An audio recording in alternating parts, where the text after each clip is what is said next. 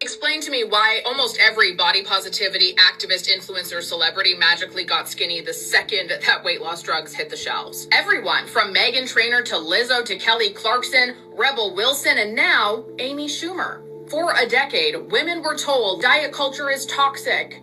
Diet culture is toxic, and it's worse than ever. We're not just talking about weighing your food and being disciplined and things like that. No, we're talking about the derogatory comments that people make even if they're doing everything right but they don't look the part. We're talking about being as skinny as possible for everyone's validation. We're talking about calories less than 1,000 calories for a grown adult. We're talking about telling women not to strength train because they don't want to look bulky. There's also a lot of men who do value their health. Maybe they just don't have the same priorities as a bodybuilder or a physique competitor. And just because they don't have a six-pack, just because they don't fit the mold, they get labeled as a shit father, a weak man, someone who doesn't have discipline. When in reality, a lot of these men have more discipline than you can imagine. It's just not fucking self-serving. That's the negative diet culture that we're talking about. And if we're gonna have a grown-up discussion here, we all need to be having the same conversation and the same reality. I'm gonna be as respectful as possible when replying to this, okay? I just really want you all to understand. The majority of people were not celebrating body fat itself or risk factors or anything like that. They just refused to be labeled as less than. They refused to talk down about themselves, and they wanted to love themselves as a whole and not let their body hold them back from having self-assured confidence.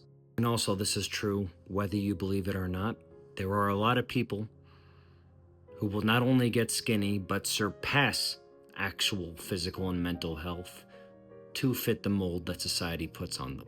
Because we're told that you have to be flawless. You gotta be like this. You can't have one roll. You can't have any cellulite.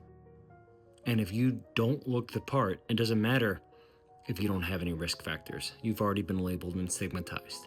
However, if you go in the other direction and you do accumulate risk factors, no one gives a shit. And they will keep going and keep treating themselves worse to get the acceptance from people who don't truly care about them.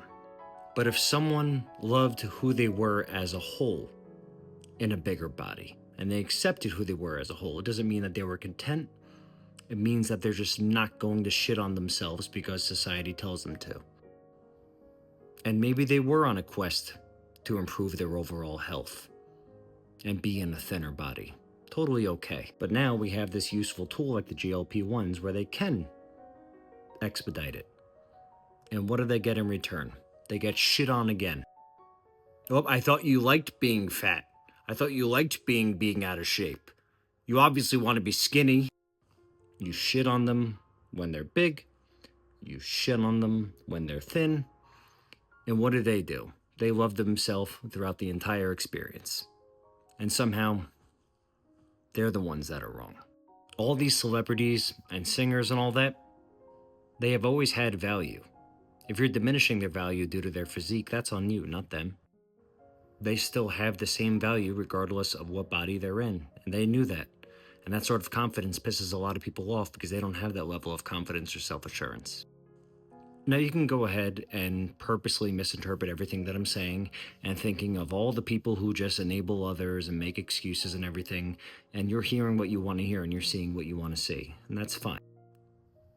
But I made my point. You don't really give a shit how you interpret it.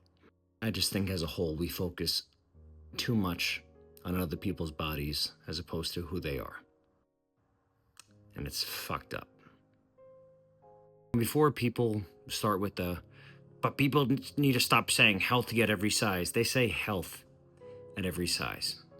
No matter how much weight someone has lost, no matter how many healthy habits they actually are carrying out, they have already been labeled and stigmatized and put into a box until they reach a certain point. And basically what they're trying to say is, hey, you don't know me, you don't know how I live my life. I'm not just a body full of risk factors, I'm a human being and I deserve respect. You think I'm promoting obesity? Fine. Last time I checked, I thought I was just existing. I didn't know that that was just reserved for people with a certain body composition. Please tell me you understand. I don't think I could be more clear than that.